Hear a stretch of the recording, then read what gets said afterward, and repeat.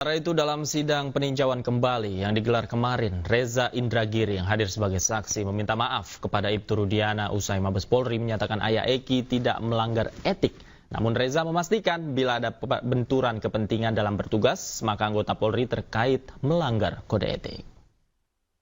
Tapi setelah keluar simpulan dari Mabes Polri yang dibacakan oleh Kadif Humas Mabes Polri, yaitu bunyinya kurang lebih bisa dicek di YouTube, Ibtu Rudiana selaku orang tua korban disimpulkan tidak melanggar etik apapun, maka praktis penilaian saya tentang Ibtu Rudiana salah total, majelis.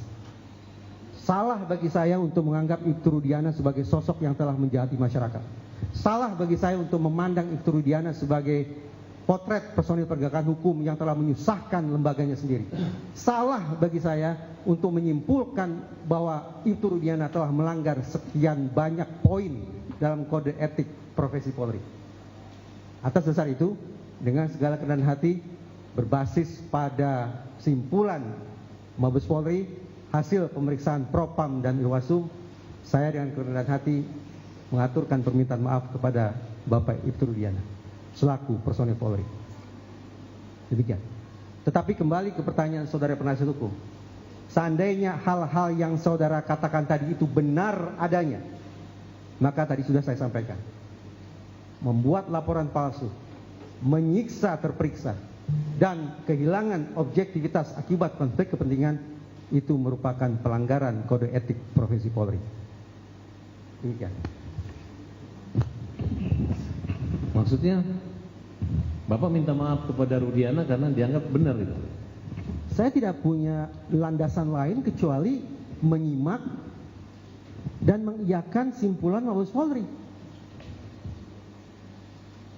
Mabes Polri yang sudah memeriksa Ibtu Rudiana, dan simpulannya berdasarkan pemeriksaan Propam dan Irwasum tidak melanggar etik apapun. Ya, saya secara fair sebagai orang yang daif yang bisa salah, telah berprasangka sekian banyak sebelumnya, saya memilih untuk minta maaf daripada saya disomasi.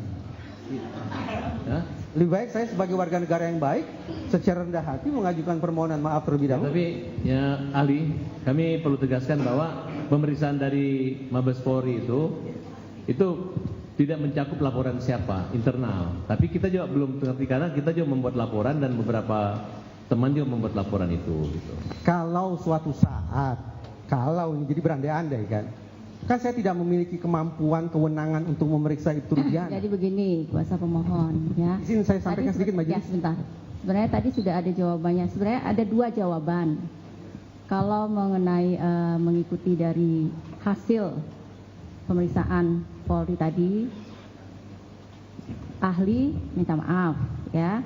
Tapi ternyata misalnya apa yang dikatakan atau apa yang disampaikan oleh kuasa pemohon itu benar, ya, berarti tidak minta maaf gitu maksudnya. Begitu kan? Jadi ada dua jawaban. Nah, untuk saat ini ada dua jawaban karena kan Betul, kita tidak tahu mana yang benar. Kan Betul. seperti itu kan? Betul, majelis. Nah. Apa yang Ibu Ketua Majelis sampaikan 100% sesuai dengan isi kepala saya, majelis. Terima kasih. Saudara ahli, tapi kan hasil investigasi yang saudara ahli lakukan gitu kan. Kemudian Saya tidak menginvestigasi siapa. ya artinya hasil wawancara, kemudian dari beberapa tampil di acara media di E-News TV maupun TV One ya, E-News terutama yang sedengar itu kan, bahwa jelas-jelas sudah ahli mempertegas bahwa pemeriksaan ini bukan mengejar keterangan, mengejar pengakuan gitu, pengakuan tersangka gitu. Nah, dan yang saya pertanyakan tadi adalah konflik of interest si Rudiana gitu. Sehingga polisi atasan pimpinan juga bingung gitu, karena ketika contoh nih pra-peradilan mereka membela, pada kenyataannya memang tidak ada bukti yang bisa membuat hakim mengabulkan atau menolak pada peradilan itu sehingga bebas. Sehingga yang terdapat pada pertimbangan hakim dalam menjatuhkan putusan peran daripada Peggy itu jadi kayak halusinasi. Kemudian dari pihak Polri pun menyatakan bahwa DPO itu masuk dalam hukum kita adalah fiktif gitu. Nah, di sini yang maksud saya, sebelum ahli minta maaf banyak pernyataan, walaupun saya anggap itu saudara ahli ini majelis hanya menyindir lah kira-kira gitu. Kalau benar menyindir Polri, kalau benar dia nggak salah, tapi bahasanya sebenarnya ada keraguan. Jangan dikatakan bahwa ahli ini menyindir ya, kita kan nggak tahu. Karena ahli ini memang nggak tahu mana yang benar gitu kan. Makanya ada dua jawaban gitu loh. Jangan menyimpulkan bahwa ahli menyindir, nanti jadinya beritanya kemana-mana. Nah, ya yang terpojok jadinya ahlinya. Padahal di sini kan kita minta untuk memberikan keterangan berdasarkan keahlian. Jadi jangan dipojokkan ahlinya ya. Itu.